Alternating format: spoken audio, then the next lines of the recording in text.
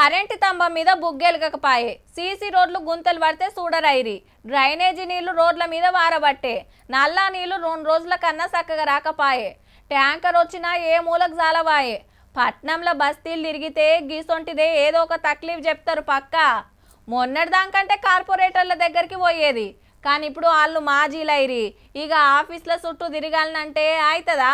ఓట్లు ఎప్పుడు పెడతారో, కొత్తోళ్ళు ఎప్పుడు వస్తారో అని ఎదురు చూస్తున్నాయి. అల్లా అసలు ముచ్చట ఏందంటే, పట్నంలో కొత్త మేయర్ కార్పొరేటర్లు రావాలంటే ఇంకో 6 నెలలు ఆగవలసిందేనబ్బా. సర్లెక్క తేలినాకనే జిహెచ్ఎంసీ ఓట్లు పెట్టే కోపున్నదట మరి. అంటే హైదరాబాద్ లో అస్సలు ఓట్లెన్ని దొంగోట్లెన్నో ఫైనల్ చేసుడు అన్నట్టు.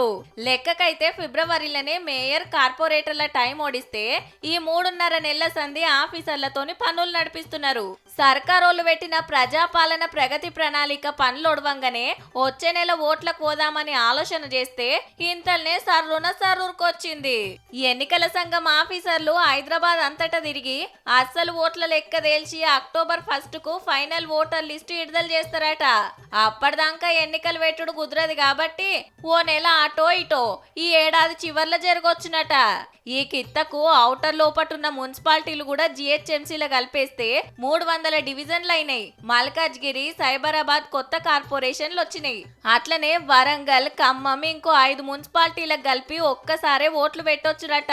కానీ బెంగాల్లో అసెంబ్లీ ఎన్నికలకు ముందు 91 లక్షల ఓట్లు తీసేస్తే మమతమ్మ మాజీ అయింది, బీజేపీకి కలిసి వచ్చిందని ప్రచారం నడవబట్టే మొన్న కాంగ్రెస్ లీడర్లు సుతా ఎన్నికల సంఘాన్ని కలిసి ఇష్టం వచ్చినట్టు ఓట్లు తీసేయొద్దని చెప్పిరి.